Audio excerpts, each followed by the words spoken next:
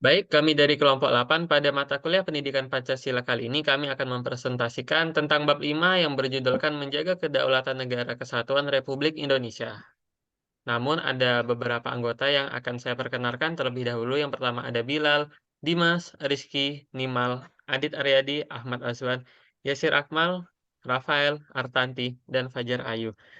Jadi pada presentasi kali ini terdiri dari 4 poin materi, yakni bentuk-bentuk ancaman, kemudian ancaman dalam negeri, dan juga ada ancaman luar negeri, dan yang terakhir adalah strategi mengatasi ancaman tersebut.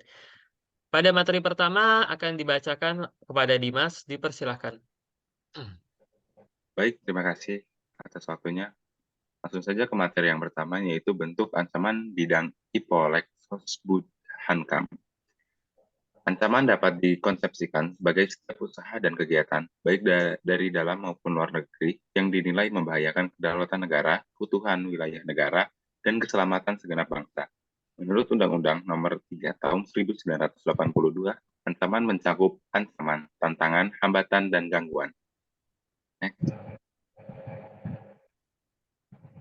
Dan selanjutnya, ancaman aspek ideologi.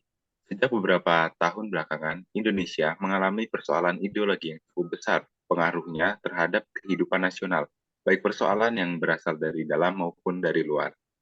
Next. Lalu yang selanjutnya yaitu contoh ancaman ideologi. Contoh ancaman aspek ideologi ekstrem kanan. Yang pertama, gerakan Islam revolusioner seperti DI atau TI, MI, DAT, dan Laskar Jihad. Yang kedua, gerakan dakwah Islam ke arah berdirinya khilafah Islamiyah, misalnya HTI. Dan yang ketiga, gerakan Islam untuk pembelaan dan pemurnian Islam. Hal ini dilakukan oleh FPI, Laskar Jihad, FPIS, dan sebagainya. Yang selanjutnya yaitu contoh ancaman aspek ideologi ekstrem kiri. Dalam praktek, komunisme hanya memperlihatkan rasa tidak sukanya terhadap manusia sebagai perseorangan.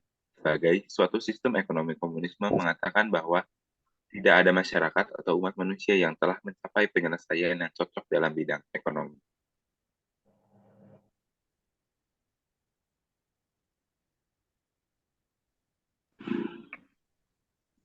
Strategi politik.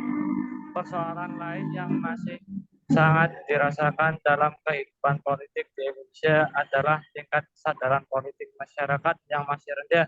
Dengannya kuatnya primordialisme, maka sering tampak pengutamaan kepentingan kelompok atau golongan atas kepentingan bangsa dan negara, dan seringnya terjadi friksi dalam masyarakat yang terkait dengan aspek-aspek primordial seperti agama, suku, ras, dan sebagainya. Adapun contoh ancaman politik, yang pertama peristiwa AAPRA di Bandung yang terjadi pada tanggal 23 Januari 1950 yang dipimpin oleh Kapten Raymond Westerling. Yang kedua, peristiwa Andi Ajis di Makassar pada tanggal 5 April 1950 yang dipimpin oleh Kapten Andi Ajis serta anak buahnya Letko Ahmad Yunus Moko Ginto serta stafnya. Yang ketiga, peristiwa RMS di Maluku yang terjadi pada tanggal 24 April 1950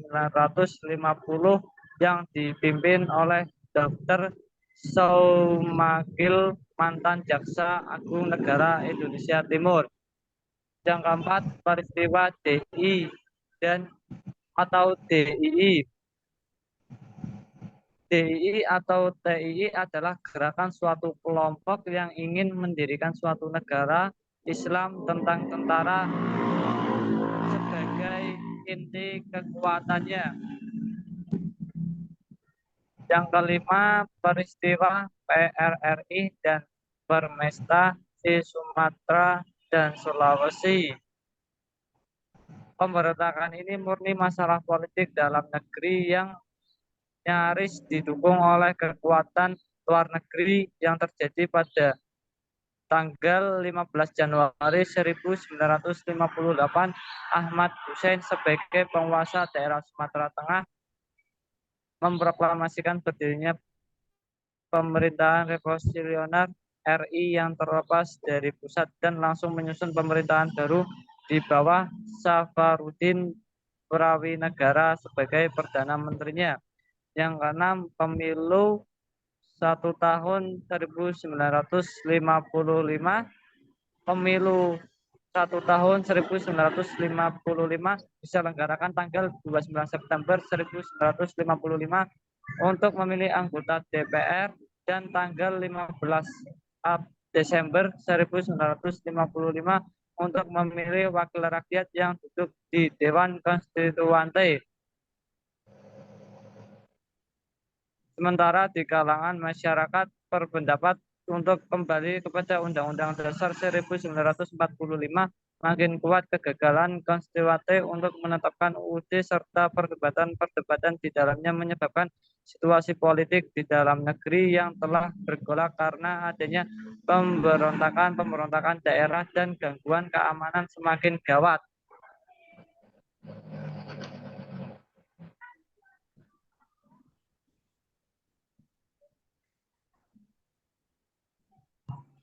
Yang selanjutnya adalah ancaman aspek ekonomi. Sistem perekonomian sebagai usaha bersama berarti setiap warga negara mempunyai hak dan kesempatan yang sama dalam menjalankan roda perekonomian untuk mewujudkan kesejahteraan rakyat. Sistem ekonomi kerakyatan maknanya sama dengan demokrasi ekonomi atau partisipatory ekonomi. Dalam pasal 33 Undang-Undang Dasar 1945 dinyatakan bahwa produksi dikerjakan oleh semua untuk semua di bawah pimpinan dan penilikan anggota-anggota masyarakat.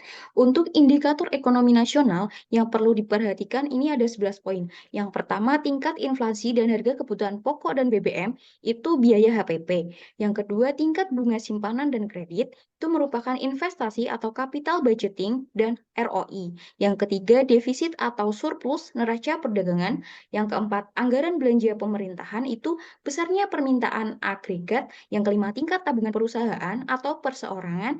Yang keenam, pendapatan nasional atau daerah dan daya beli konsumen. Yang ketujuh, deregulasi maupun regulasi pemerintah di sektor real. Yang kedelapan, restrukturasi pasar modal, lembaga perbankan dan asuransi. Yang kesembilan, berbagai kebijakan promosi ekspor, investasi, dan perdagangan dalam negeri. Yang kesepuluh, upaya penyehatan BUMN melalui kebijaksanaan perencanaan, efisiensi, dan permodalan, dan program privatisasi. Yang terakhir adalah kebijakan moneter dan perbankan. Sekian dari saya, akan dilanjutkan oleh teman saya. Terima kasih. Baik, yang selanjutnya adalah ancaman aspek sosial budaya. Perbedaan sosial baik secara vertikal maupun horizontal pada akhirnya harus juga dilihat sebagai perbedaan kepentingan yang akan membuka kemungkinan terjadinya benturan serta friksi antar kelompok yang mengganggu ketahanan nasional. Masih besarnya ketimpangan dan ketidakmerataan pembangunan dan hasil-hasil pembangunan menimbulkan berbagai rasa tidak puas dan keputusasaan di masalah SARA. Selanjutnya masuk ke ancaman aspek pertahanan dan keamanan. Sesuai dengan konsep wawasan Nusantara, pembangunan kekuatan hankam perlu diarahkan pada upaya mempertahankan seluruh wilayah negara, baik wilayah darat, laut, maupun udara. Wilayah Indonesia yang 2/3-nya merupakan wilayah laut menempatkan laut dan udara di atasnya sebagai mandala perang yang pertama kali akan terancam, karena digunakan sebagai initial point untuk memasuki wilayah darat. Next. Berikut adalah beberapa peran dalam aspek hankam. Yang pertama, kegiatan intel strategis dalam semua aspek kehidupan nasional. Yang kedua, melaksanakan upaya pertahanan darat, laut, dan udara. Ketiga, memelihara dan menegakkan keamanan dalam negeri secara berlanjut. Yang keempat, membina potensi dan kekuatan wilayah dalam semua aspek nasional. Dan yang kelima, memelihara stabilitas nasional dan ketahanan nasional secara menyeluruh. Next. Berikut adalah beberapa susunan kekuatan untuk menghadapi ancaman pertahanan dan keamanan. Yang pertama, perlawanan bersenjata yang terdiri atas bala nyata, yaitu kekuatan TNI, dan kekuatan cadangan serta bala potensial yang terdiri atas Polri dan Rati sebagai fungsi perlawanan rakyat. Yang kedua, perlawanan tidak bersenjata yang terdiri atas Rati dengan fungsi Tibum, Linra, Kamra, dan Wanra. Dan yang ketiga, komponen pendukung perlawanan bersenjata dan tidak bersenjata sesuai dengan bidang profesinya dengan memanfaatkan semua sumber daya nasional, sarana dan prasarana, serta perlindungan masyarakat terhadap bencana perang dan bencana lainnya. Oke, kemudian ada ancaman dari dalam negeri. Jadi yang pertama ada terorisme internasional, dia memiliki jaringan lintas antar negara. Kemudian ada gerakan separatis, dia berusaha memisahkan diri dari NKRI. Kemudian radikalisme, dia berlatar belakangi tentang primordial etnis, ras, agama, dan ideologi di luar Pancasila. Kemudian ada konflik komunal, kendati pun bersumber pada masalah sosial ekonomi. Kemudian juga ada kejahatan lintas negara, dia berupa penyelundupan barang, senjata, amunisi, dan bahan peledak. Kemudian juga ada imigrasi gelap, dia bertujuan menjadikan Indonesia sebagai batu loncatan untuk ke negara lainnya. Kemudian dari dalam negeri juga ada, dia berupa gangguan keamanan laut seperti pembajakan dan perumpakan, penangkapan ikan secara ilegal, pencemaran, dan perusakan ekosistem. Kemudian pada udara juga ada pembajakan dan juga pelanggaran wilayah udara oleh negara lain. Kemudian juga ada perusakan lingkungan seperti pembakaran hutan pada umumnya dan juga perambahan hutan ilegal. Nah, kemudian juga ada ancaman dari luar berupa agresi, pelanggaran wilayah, spionasi, sabotase, aksi teror, pemberontakan bersenjata, dan yang terakhir perang saudara.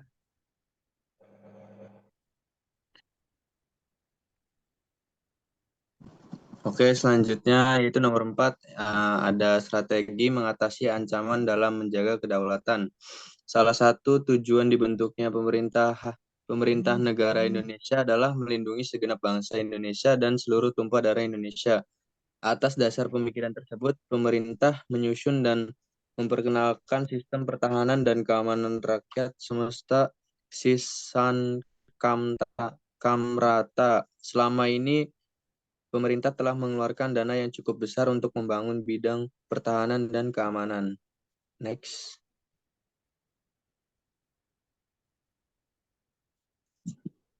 Contoh strategi mengatasi ancaman dalam menjaga kedaulatan, yaitu yang pertama ada strategi politik.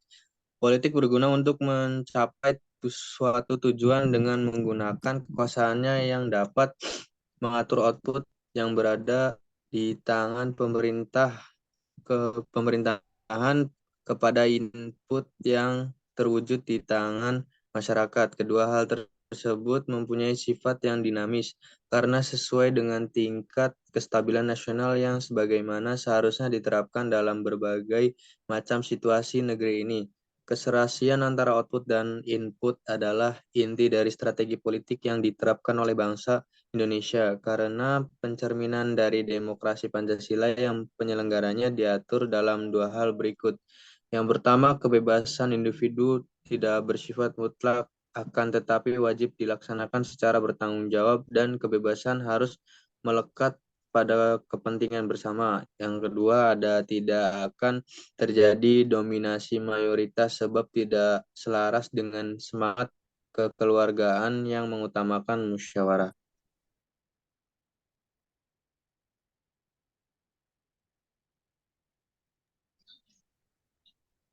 Oke, strategi ekonomi. Upaya ini dilakukan dengan meningkatkan kapasitas produksi dan kelancaran distribusi barang dan jasa yang wajib merata di seluruh bagian Indonesia. Upaya tersebut sangat erat dengan ketahanan nasional karena pembangunan di Indonesia sendiri menitik beratkan di bidang ekonomi yang berfokus meningkatkan pendapatan nasional dan menjamin pemerataan serta keadilan sehingga tidak jomplang antara miskin dan kaya. Kestabilan ekonomi dapat tercipta bila adanya stabilitas ekonomi yang sehat dan dinamis, mampu menciptakan kemandirian dengan daya saing tinggi, serta muara untuk kemakmuran rakyat yang adil dan merata. Hal-hal tersebut terjadi apabila ada pembinaan terhadap berbagai hal yang menunjang diantaranya sebagai berikut. 1. Sistem ekonomi dijalankan dengan ekonomi kerakyatan untuk menjamin kelangsungan hidup bangsa. 2. Harus menghindari free fight liberalisme yang menguntungkan pelaku ekonomi kuat bersifat dominan dengan mematikan potensi daya kreasi unity ekonomi di luar sektor negara dan pemusatan kekuatan ekonomi pada suatu kelompok.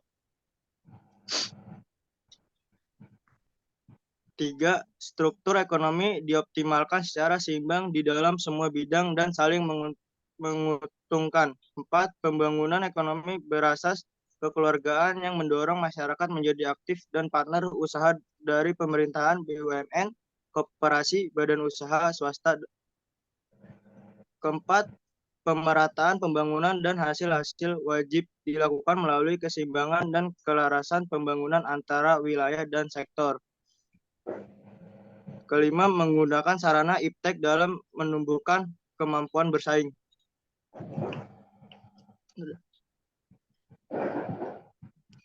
Oke, untuk selanjutnya strategi sosbud sosial budaya. Budaya bangsa yang dijiwai dengan cerminan dari Pancasila yang mampu mengembangkan kekuatan nasional dari segi kehidupan sosial budaya manusia dan masyarakat yang bertakwa pada Tuhan Yang Maha Esa, rukun bersatu, berkualitas dan sejahtera, serta dapat menangkal budaya yang tidak sesuai dengan Indonesia. Ketahanan budaya merupakan pengembangan potensi masyarakat berdasarkan nilai-nilai Pancasila yang terwujud ke aturan, tuntunan, sikap, dan tingkah laku bangsa guna memberi landasan semangat jiwa yang ciri khas dari bangsa Indonesia. Sebesar apapun kita memaknai ketahanan budaya, tetapi perubahan sosial akan tetap terjadi di kalangan masyarakat dan tidak dapat dicegah. Sekarang tinggal bagaimana cara kita untuk mengarahkan masyarakat untuk dapat menghadapi perubahan sosial agar tidak menimbulkan ancaman, yakni kita dapat menjaga keharmonisan dalam kehidupan bersosial, menjaga keselarasan, dan juga keseimbangan. Oke, next.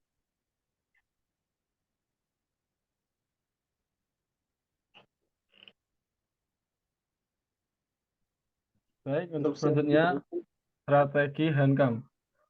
Hankam sendiri dilakukan tidak hanya oleh aparatur negara saja, melainkan seluruh rakyat diminta juga untuk ikut serta dalam upaya menjaga Hankam dengan mampu memelihara stabilitas pertahanan dan keamanan negara yang dinamis, mengembangkan pembangunan dan hasil-hasilnya, serta kemampuan mempertahankan kedaulatan negara dan menangkal segala bentuk ancaman.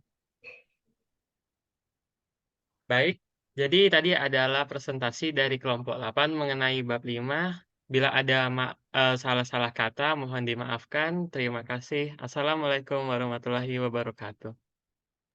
Waalaikumsalam warahmatullahi wabarakatuh.